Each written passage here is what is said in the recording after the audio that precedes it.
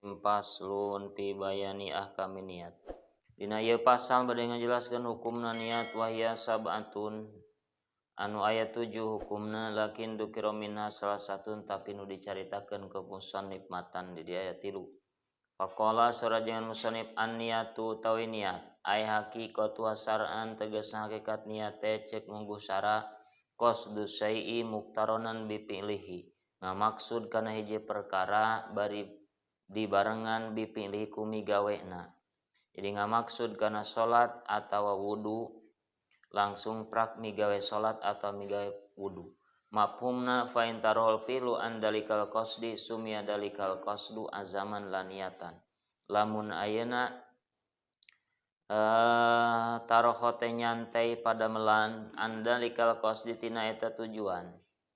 Jadi lamun diingkekeun pagawean tina tujuanana sumia dalikal qasdu ajaman eta di ngaranna ngajam la niatan sanes niat. Gitu. Jadi disebut niat mah ngamaksud ieu perkara bari prak migawena.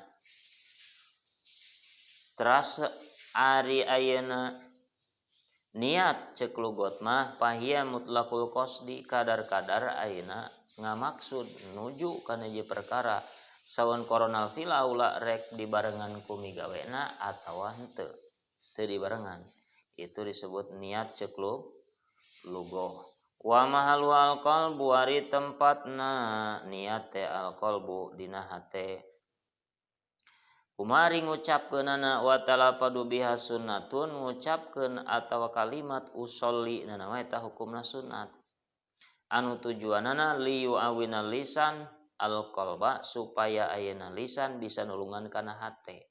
Nah ayeuna hate urang kudu ditulungan ku lisan sabab ayeuna lisan sabab ayeuna qalbu pangadingaran qalbu teh dina basa Arab litaqallubi fil umur sabab ayeuna hate sok bulak-balik dina urusan perkara mandog mayong sok plin-plan mata ketika ayeuna dina suatu amal ibadah kudu dibarengan ku niat dibarengan ku lisan auli anahu diapil jasad makluban atawa eta qalbu disimpen dina jasad makluban dibulak-balik.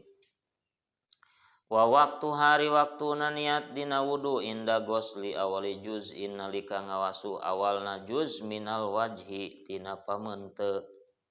Itu ketika ngawasu ayeuna sajuz awalna rek ti luhur rek ti handap ti gigir ti kenca ti katuhu ngamulai ayeuna ngawasu pameunteuna mah prak dibarengan ku niat dimulai di dinya niat.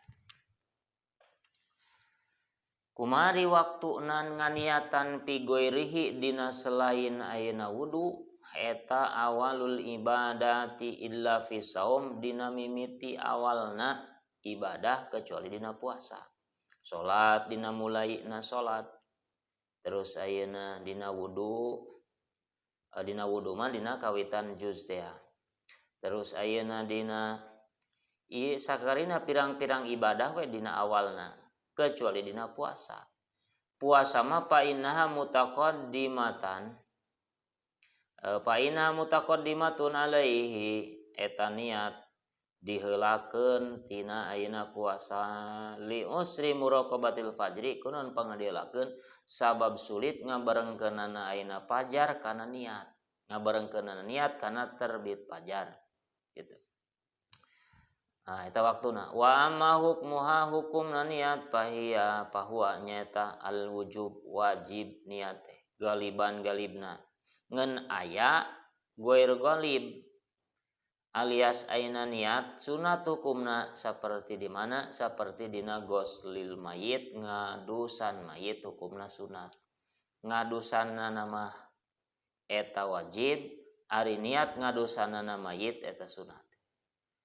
Salajengna wa kaifiatu tatalifu bi tilafil manwi pertingkahna niatan beda-beda ku sabab beda-beda nu diniatan seperti salat, puasa, beda carana. Wa sartu syaratna niat Islam munawi kudu Islam nu nganiatanana maka teu sah nganiatanana jalma nu lain Islam. Wa tamyizuhu jeung kudu bisa ngabedakeun ayeuna si jalma nu nganiatan kana nu diniatanana. Terus dewa ilmuhu bil manwi kudu terang kana perkara nu diniatanana syaratna niat. Wa adamu ityanihi bima yunafiha bi istasaba fil qalbi hukman sareng ayeuna syaratna ulah ngadatangkeun si jalma nu nganiatan kana perkara nu berlawanan jeung niat biasa fil qalbi hukman saperti ayeuna ngabarengkeun niat dina hate jeung hukumna gitu eta teh meunang. Wala takuna mulaqatan sareng deui ulah dicantelkeun eta niat dikaitkeun seperti kieu usolli fardhu duhri insyaallahu taala eta teh meunang dicantelkeun kana masyiatillah kana pangersana Allah. Fain kusida ta'liq au atlaqa lam tasih lamun ayeuna dimaksud ta'liq atawa dimutlak atawa teu dimaksud ta'liq dimutlakeun lam tasih teu sah niat. Atawa lamun niat ayeuna tabarruk ngalap berkah sohat eta mah sah. Wal maksud nu dimaksud ayeuna ku niat kudu dibedakeun ibadah tina ayeuna adat. Nah, nu dimaksud ku ayeuna tamyiz tadi, tamyizul ibadah anil adat dibedakeun na ayeuna ibadah tina adat kebiasaan seperti mana katamyizil julus lil intikaf an julusi lil istirahah seperti ngabedakeun diuk lil itikaf seja niat itikaf kudu dibedakeun tina diuk istirahah duduk istirahat. Sareng deui kudu ngabedakeun ayeuna martabatna niat. Seperti katamyizil ghuslil wajib minal ghusl mandub seperti kudu ngabedakeun non adus wajib jeung adus sunat kudu dibedakeun. Tah sadayana nu 7 tadi dinadomkeun ku ulama ku ba'duhum cek sapalikil nu ngarang syair ieu teh Ibnu Hajar Al Asqalani cek sapalikil mah at-tatai min bahri rajaj mustafilun genep kali. Sab'un saraitin atat fi niyatin takfi liman hawalaha bilawasan hakikatun hukmun mahalun wa zaman kaifiyatun syartun wa maksudun hasan. Hiji hakikatna, dua hukumna, tilu mahal tempatna, kaopat zaman waktuna, kalima kaifiatna, kagenep syaratna, teras deui katujuh maksudnya. Wa tartibu ala yuqaddima udwan ala udwin. Anu disebut tartib anu terakhir, tartib nu jadi ayeuna rukun fardu atau fardu wudu nu kagenepna tartib. Disebut tartib teh alla yuqaddima udwan ala udwin, si jalma nu wudu ulang ngaheulakeun kana hiji anggota menerikeun kana anggota nu sejen sakumaha susunan anu parantos dicaritakeun ti payun. Jadi eta nu disebut tartib anu hukumna wajib sesuai ayeuna susunan anu disusunkeun ku Gusti Allah dina Al-Qur'an.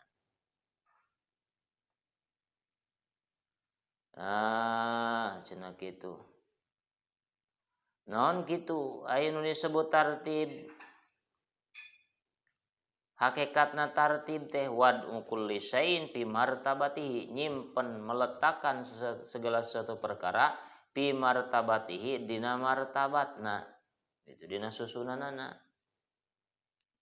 Di mana ia diambilna wajibna tartib teh minal ayat, tina ayat Al-Qur'an nu tadi teh nu parantos kabahas ti payun nyaeta agsilu wujuhakum wa aydiyakum ilal marafiq wamsahu birusikum warjulakum ilal ka'bain. Gitu.